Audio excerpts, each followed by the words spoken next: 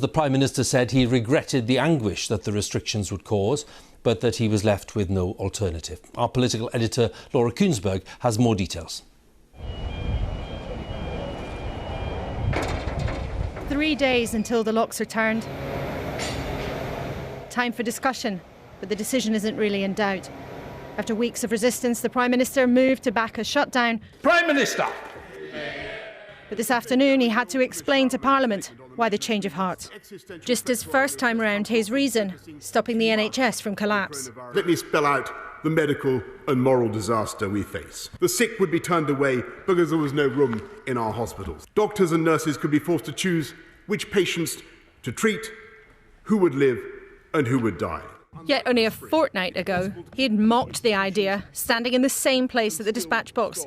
But arguments from a miserable-looking Chancellor and many on the Tory backbenches lost out. The Prime Minister reluctantly accepting the case for tighter limits. These restrictions are time limited. After 4 weeks, on Wednesday the 2nd of December, they will expire. But I cannot pretend that the way ahead is easy or without painful choices for us all.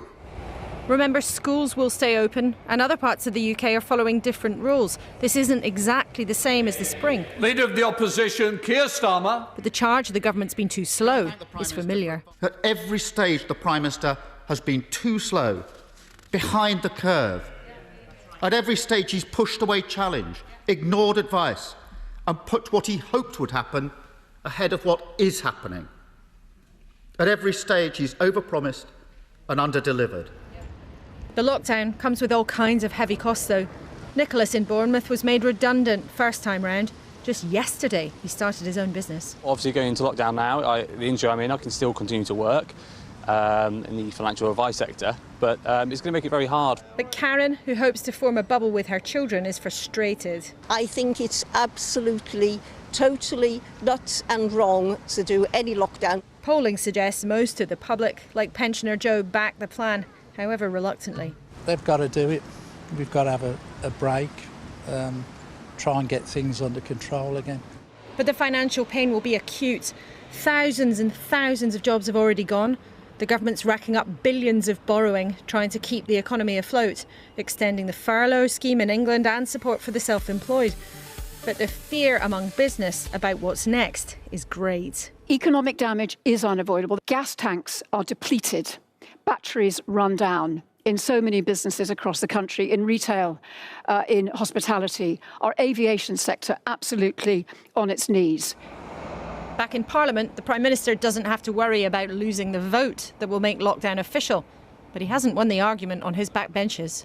How many collapsed businesses and how many job losses he and his government believe are a price worth paying? As we drift further into an authoritarian, coercive state, the only legal mechanism left open to me is to vote against that legislation. Can the Prime Minister demonstrate to me that the damage that will be caused to East Sussex by locking down on our economy, on liberty, on lives, on livelihoods would be a lot worse were we to do absolutely nothing? Despite that irritation, when it comes to the vote on Wednesday, MPs are likely to give a grumpy OK. With Boris Johnson's huge majority and Labour support, unless something very unexpected happens between now and then, England's doors are set to close at midnight on Wednesday. Temporary, the government hopes. Tough on everyone, ministers know. And lockdown comes with more political turmoil, second time round. Laura Kuensberg, BBC News, Westminster. Let's take a look at the latest official government figures. They show 136 deaths were reported in the latest 24-hour period. That's people who died within 28 days of a positive COVID-19 test. It means on average in the past week, 265 deaths were announced every day.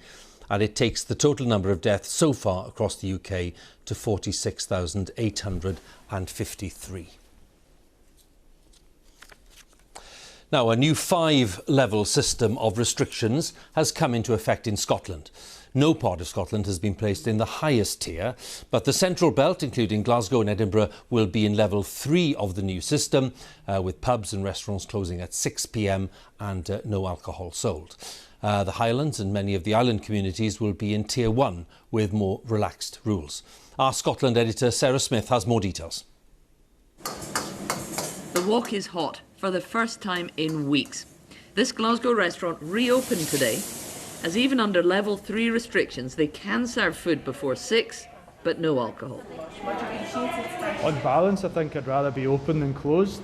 We make most of our revenue in the evenings and a significant proportion of it from drink sales, so to be open till 6 p.m. with no drink sales is still going to be a struggle. They probably won't turn a profit, but want to try to save jobs. Unsure exactly what support Scottish businesses will get from the government in future. As the furlough scheme's now been extended through November across the whole of the UK, the big question here is what happens if Scotland goes into a tighter lockdown at a later date? Will the Chancellor pay for Scottish workers to be furloughed then? Nicola Sturgeon says funds must be available at the time when they're needed. It can't be right that the only time that additional financial support is made available is when the south of England needs to go into a lockdown. That just isn't fair. Then, taking many by surprise, the Scottish Tory leader later secured a promise from the Prime Minister that furlough funds will be available if Scotland needs them. If other parts of the UK decide to go into measures which require the furlough scheme, then of course it's available to them. That has to be right, and that applies not just now, but of course in the future as well. In Paisley, volunteers are trying to spread a little happiness. It cheers somebody up, do you know what I mean? Brings a smile to somebody's face. It's been over 6 weeks since people could visit each other's homes in Scotland. Instead, houseplants are being delivered to the elderly, who fear another lockdown. Lockdown? Oh, dreadful, wouldn't it? Different rules for different countries, but the leaders of all 4 UK nations say they will work together to try and find a joint approach to Christmas. Sarah Smith, BBC News, Glasgow. The North West Ambulance Service in England has declared a major incident because of the high level of calls it's received, especially in the Greater Manchester area. It's warned that people might need to make their own way to hospital if their condition isn't life-threatening, or to dial 111 for medical advice. The service added there was nothing currently to indicate that the surge was due to coronavirus. Now, in Wales, the 2-week firebreak lockdown will be lifted next Monday. 2 households will be allowed to form a bubble and to mix together, but travel across the border to England will not be allowed without a reasonable excuse because of the English lockdown coming into force. Now, our Wales correspondent Howell Griffith is in Cardiff with the latest on what's being expected there. Howell? Yes, Hugh. Well, the Welsh Government says they see no reason to change their plans just because Downing Street have decided on an English lockdown. So, a week today, next Monday, shops here can reopen. Gyms and hairdressers too. Pubs, bars and restaurants can welcome back customers, although we don't have the detail yet on what restrictions may be in place for them. What we do know is that as Wales comes out of its firebreak, we won't go back into localised lockdowns. National measures only from now on, we're told. And that includes people in Wales being able to travel anywhere they want within Wales. But they're not allowed to leave the country for foreign holidays or to go over the border into England without a reasonable excuse, such as travelling for work. Likewise, people in England won't be allowed to come into Wales during the English lockdown, so no popping over the border for a quick pint. Which country's got the approach right? Will this firebreak have brought success? We won't know that for a couple of weeks. And no one yet is ruling out another firebreak in the new year. Howell, many thanks again. Howell Griffith there with the latest on the picture in Wales.